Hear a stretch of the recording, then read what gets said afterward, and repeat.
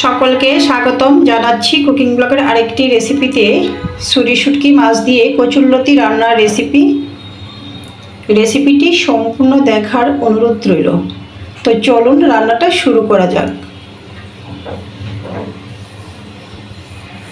চুলাটা অন করে একটি পাত্র বসিয়ে দিয়ে দিয়েছি পরিমাণ মতো তেল, পরিমাণ মতো রসুন বাটা, পেঁয়াজ বাটা, নাড়াচাড়া করে নিয়েছি। দিয়ে দিয়েছি শুটকি মাছ, ছুরি শুটকি গরম জলে ভালো করে ধুয়ে ছোটো ছোটো পিস করে কেটে নিয়েছি।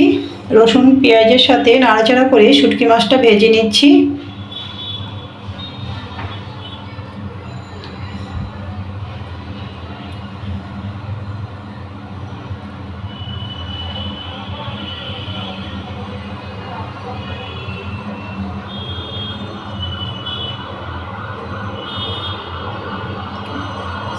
খানিকটা ভাজি হওয়ার পর দিয়ে দিয়েছি সামান্য পরিমাণে জল মশলা কষানোর জন্য। দিয়ে দিয়েছি লঙ্কার গুঁড়া স্বাদ মতো, হলুদ গুঁড়া পরিমাণ মতো,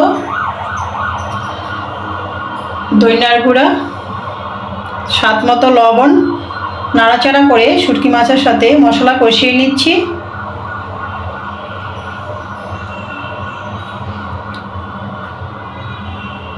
দিয়ে দিয়েছি টমেটো, স্বাদ মতো কাঁচা লঙ্কা, আবারও নাড়াচাড়া করে নিয়েছি।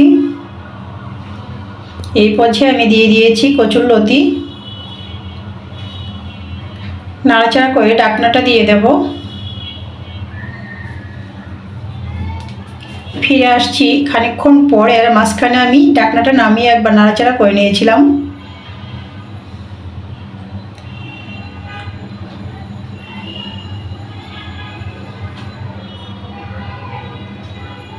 দিয়ে দিয়েছি সামান্য পরিমাণে গ্রেভি, আবারও নাড়াচাড়া করে নিয়েছি।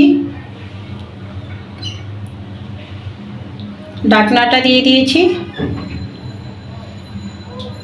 ফিরে আসছি 3 থেকে 4 মিনিট পর। ঢাকনাটা নামিয়ে আবারও নাড়াচাড়া করে নিয়েছি।